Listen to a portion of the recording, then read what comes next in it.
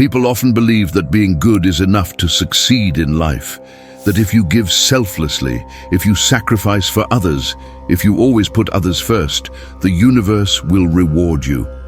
But is that really true? Or is there something more important than just having a good heart?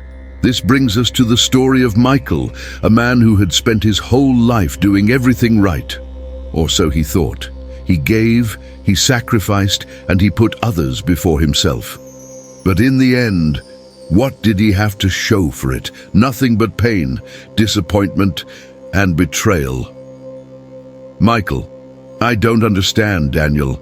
I've tried my whole life to do the right thing. I've given, I've sacrificed, I've put others before myself. But somehow, I keep ending up with nothing, used, forgotten. Why does being a good person feel like a punishment? Daniel, that's because you're asking the wrong question, Michael. You assume goodness is enough.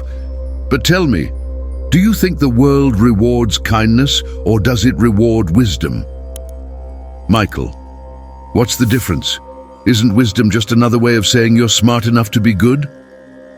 And Daniel responded back, no, my friend. But before I answer, tell me, what happened? What brought you here today looking like you just lost everything? Michael, I did lose everything. I lost my job, my savings, my relationship, all because I believed people would treat me the way I treated them. You remember Lisa, right? 5 years together, Daniel. 5 damn years. She walked out on me last night, said she was tired of struggling, tired of my good heart, always putting others first while we had nothing to show for it. Can you believe that? I gave her everything. I sacrificed my dreams to support hers. And now she's gone, off with some guy who has ambition. Apparently, kindness isn't enough anymore. Daniel, shaking his head, it never was, Michael, and you're not the first man to learn that the hard way. Let me tell you a story about 2 young men. John and Eric grew up together. They had the same opportunities, the same struggles, but very different approaches to life. John was selfless to a fault. He believed in people wholeheartedly. If someone asked for money, he gave it, no questions asked. If a friend needed help, he would drop everything, even if it meant putting himself in harm's way. He believed that if he put enough kindness into the world, it would eventually return to him. Eric, on the other hand, learned early that kindness alone wasn't enough. He watched his father, a hard-working man, be used by others, always giving, always sacrificing, yet left with nothing in the end. Eric vowed never to be a fool. He would still be good, but he would be wise. He set boundaries, made calculated decisions, and understood that true generosity required sustainability. Years later, John and Eric embarked on their respective journeys. John worked tirelessly at a charity organization, giving everything he had, his time, his money, even his personal peace. People praised him, but behind closed doors, he struggled. His bills piled up, his personal dreams faded, and those he helped eventually moved on, forgetting the sacrifices he had made. Eric took a different path. He invested in himself first, studying, building his career, securing his finances. He still helped others, but strategically. When people came to him for money, he didn't just hand it over, he taught them how to earn it.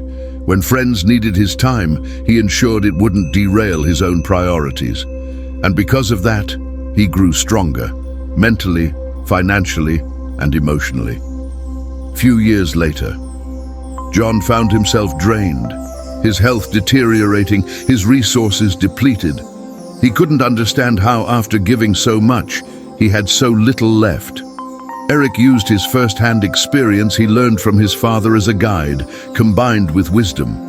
He wasn't just giving blindly, he gave and helped with consciousness and discernment.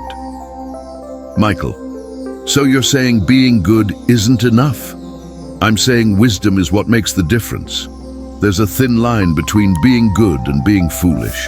Many people think they are doing good, but in reality they are just setting themselves up for failure. Michael, but isn't being selfless a virtue? Isn't sacrifice the highest form of love? Daniel, sacrifice is noble when done wisely, But blind sacrifice, that's just another way to let the world walk over you. Let me also give you this short story of a woman named Clara. She worked tirelessly at her job. She was always the first to arrive and the last to leave.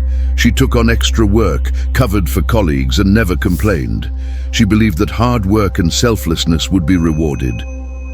Without asking. Michael. So she was just overlooked, even after everything she did? Daniel. Because the world doesn't reward silent sacrifice. It rewards those who understand their worth and act accordingly. Clara thought being nice would be enough. Brian knew that kindness needed to be paired with self-awareness and courage. That's why he succeeded. Michael, I see it now. It's not about being good or bad. It's about being wise.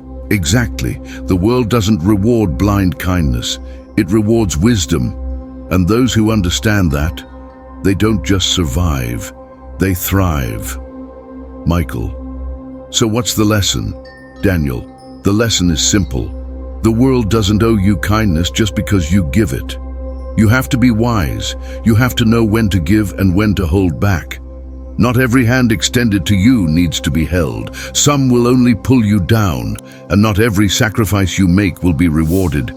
Sometimes it will just leave you empty. Michael. So, how do you find the balance? Daniel. By understanding this. Kindness is powerful, but without wisdom, it can destroy you. Be kind, but be wise. Know your worth. Protect your peace. And most importantly, never let the world take more from you than you can afford to give. People will always take as much as you allow them to. If you don't establish limits, they won't stop asking. True generosity isn't about exhausting yourself for others.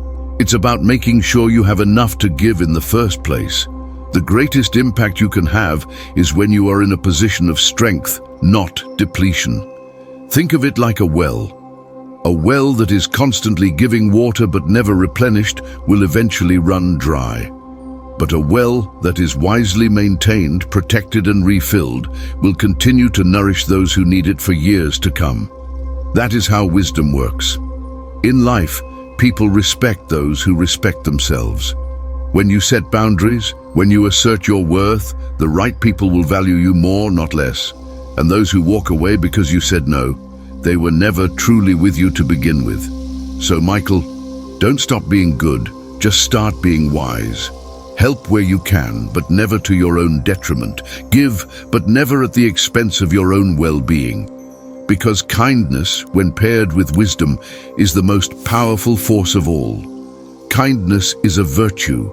Wisdom is a necessity. Choose wisely.